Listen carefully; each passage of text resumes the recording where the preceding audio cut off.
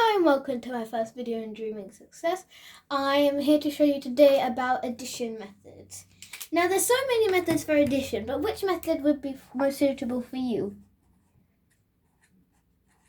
We don't know that yet, do we? So that's why I'm going to show you this tutorial on how to work out which method will be suitable for you. So there are 3 methods in total. There is, in fact, I'll write them down. Place value,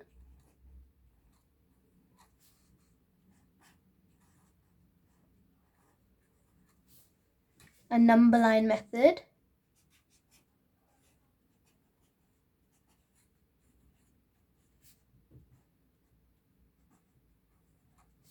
and column method.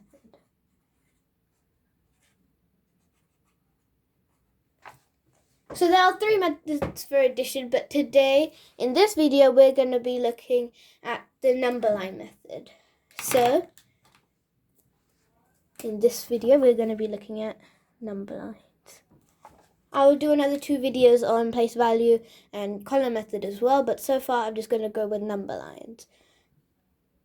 Okay. I'm going to pause the video and get a question of number lines down here and make sure you can see it. You can see everything very clearly, which is very good. And yeah, I'm going to pause the video now and get the question. Now, don't worry, I haven't gone ahead and did the question without you.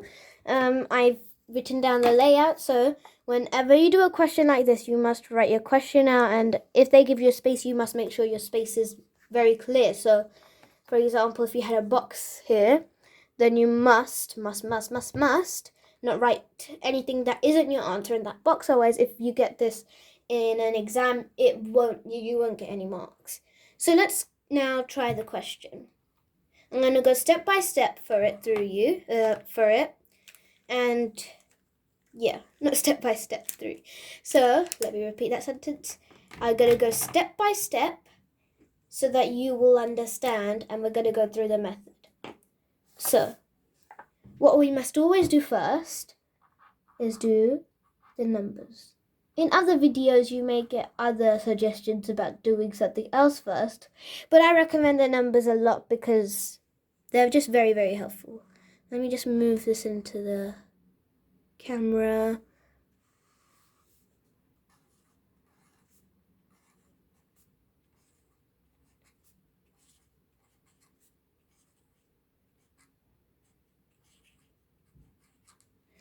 Now, we've written down all our numbers. We're going to do the jumps. Now, you may think of jumps differently, but I assure you, jumps, they're just a few arrows on our line. So you're going to get a jump here, a jump here, a jump here, a jump here, and so on. So you want to end up with 9 jumps in this question, but if you had, for example, 10 plus 3, you want 3 jumps then. So you've got all your 9 jumps. We could check it if you want. So I'm just going to get another pen. 1, 2, 3, 4, 5, 6, 7, 8, 9 jumps. So your answer, as you might have guessed already, is of course this number at the end. If you can't read that number, I'm very sorry about that. It's actually 65. So now I'm going to get another color and I'm going to write 65 where I should. So if you get a box next to the question, you must write your answer in that box. Otherwise, you're not going to get any marks. Okay, now I think you could see all of that because I can't really see the camera, but that is the method. There, you should be able to see that. So I'm just going to show that for a few more seconds. So you must always make sure. So if your question, you want to get full marks in it, you need to show the jumps, the numbers at the bottom, and your answer. You may think it's out of 3 marks. Sometimes it could be out of 3 marks, but, you know, questions do vary. Okay, I'm going to pause the video, and I'm going to do another question. I've did the question, and as you can clearly see, I made this one a bit more easier. So, we're going to do our same layout. But first of all, I'd like you to try the question by yourself. So go ahead, pause the video, try the question. If you don't know what to do for the question, then I recommend you watch what I'm doing and then take notes on that, or maybe just look very carefully. I'll just say the question once, just in case those who are, doing it by themselves, just so that you know it, because my handwriting is a bit terrible. 351 plus 4. That's the question. Now, I'm going to start. So if you want to do it, you might want to pause the video now, otherwise you're going to get the answer. Okay. So for those who don't know, I recommend you take notes. So I think it's clear enough. So you've got 351. Now we're going to label 352, 353, 354. And I'm just going to do an arrow down there to show 355. I'm very sorry. Next time I'll make sure when I have bigger numbers I make more squares. Okay.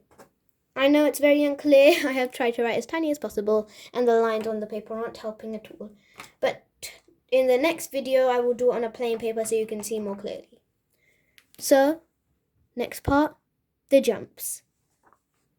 1 jump, 2 jump, 3 jumps, and 4 jumps. Now the numbers at the top of the jumps.